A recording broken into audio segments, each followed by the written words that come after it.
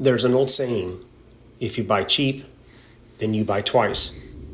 That saying was in the back of my mind when I bought this wood chipper. I had a need to clear tree trimmings from around our building, and the cost and process of renting a PTO chipper made me think buying one was a better option. I looked and looked at more familiar brands, and it seemed $3,000 was the going rate. So I found a Chinese imported unit through Facebook Marketplace for $1,750. The seller seemed legit. Actually, he was quite nice and upfront, and we completed the transaction. We took delivery and brought Nessie home and got her safely on the ground with a bit of trepidation. Looking at the manufacturing placard, there's an Austin, Texas business address, and it says imported from China in the lower left corner.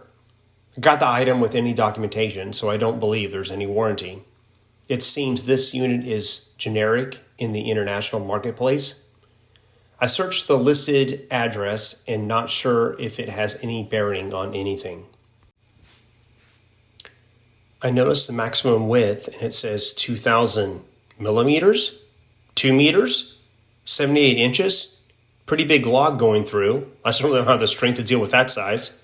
Even if you use 200 millimeters, then that's still 7.8 inches, so still quite large. I have no idea what that number means. So I haven't gone any larger than 4 inches in diameter, and the chipper has handled that just fine. So, what build quality did I buy? Well, that's not a straightforward question. First, the bracket to set the discharge chute angle simply can't work, and it fell off after moving it on the tractor 50 feet anyway.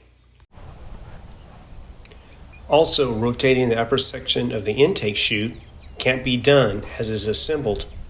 Frankly, I don't know what to do about that. I have to just use long-handled tools to dislodge any blockages to the hopper, with it not powered, of course. So far, I've operated it for about 5 hours, and after a bit of understanding how the unit works, I think it meets my property needs. So at least in the beginning stages, this chipper is a value to my farm.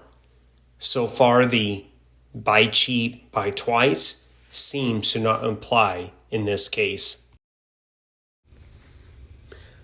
I'd love to make a positive recommendation across the board, and it feels the build quality variation is just too great.